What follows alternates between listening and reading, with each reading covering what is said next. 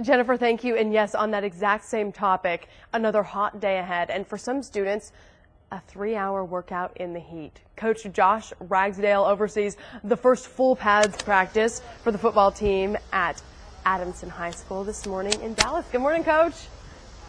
Good morning. How are you? I'm doing well. So we see the kids already out there practicing here in 80-degree temperatures. And let's kind of get everybody in on the loop in terms of how many folks are watching these kids, because last year at this time, DISD had 10 athletic trainers. Now a total of 32. So we're talking about 10 licensed athletic trainers at the stadiums and now 22 licensed athletic trainers at schools.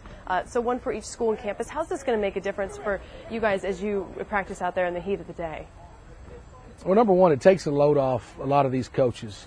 We're concerned with what's going on in practice, and for the last few years we had to be concerned, with our child's safety as well. And when you've got a licensed person that knows the symptoms to look for when it comes to heat-related injuries, illnesses, it takes a load off of us. These kids need it. They need to be able, if they get banged up, they should be able to go over to somebody right then and get some kind of treatment instead of waiting until the end of a practice. And so they've got that now. And we're looking at practice right now, and so we know that it's like, sometimes they're in pads, sometimes they're not, but either way, it's intense. And so what it sounds like to me is that these people can really be first responders with more medical training, as opposed to coaches who obviously have a general understanding but don't necessarily have that specific training, right? That's correct. We're all certified in CPR, first aid, AED, as part of our protocol as being a coach in the state of Texas. But these licensed athletic trainers, like I said, they build relationships with the kids. They know what to look for. They know when a child is not acting right.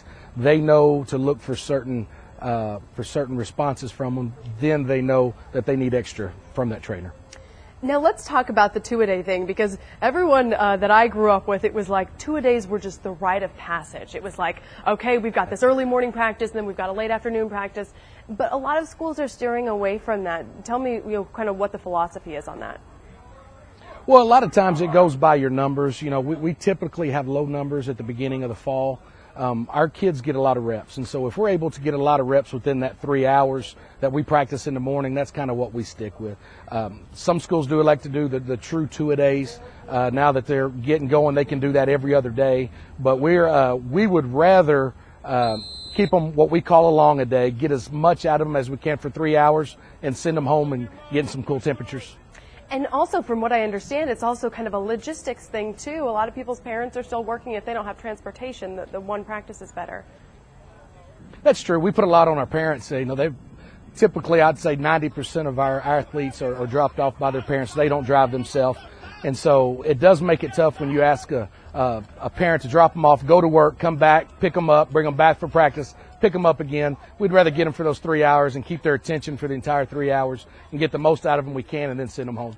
Okay, we have some information for our viewers that came from you all in terms of what people can do if they are going to be exercising this time of year. So I want to take everybody to that graphic here. First of all, drinking 17 to 20 ounces of water 2 to 3 hours before practice, and avoiding fruit juices and carbonated beverages. Now, this is something that I think surprises a lot of people.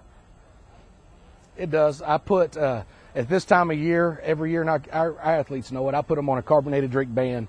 And I tell them, if I see you on Twitter, Facebook, posting pictures of you drinking a soft drink, you're going to pay for it at practice. So they know drink water. They know to drink the Powerades, the natural juices. Stay away from the Red Bull. Stay away from the things that can, though it gives you energy, can hurt you in the long run. They need water. We give them plenty of water.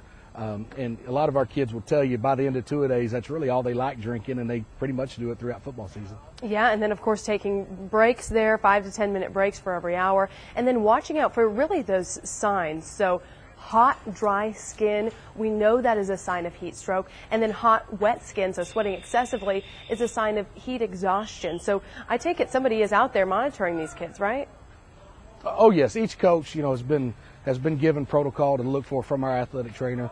I roam around practice and look for that. We have a buddy system. Each kid pairs up with a friend of theirs that they trust and that they know. They look for those type things, because a lot of times the young men won't come tell us coaches. They want to be tough. They want to finish the practice, but we kind of put it on their friends to hold them accountable to come tell us if it looks like their buddy's acting funny, if he's talking funny, and that way we can get one of our licensed athletic trainers to monitor him.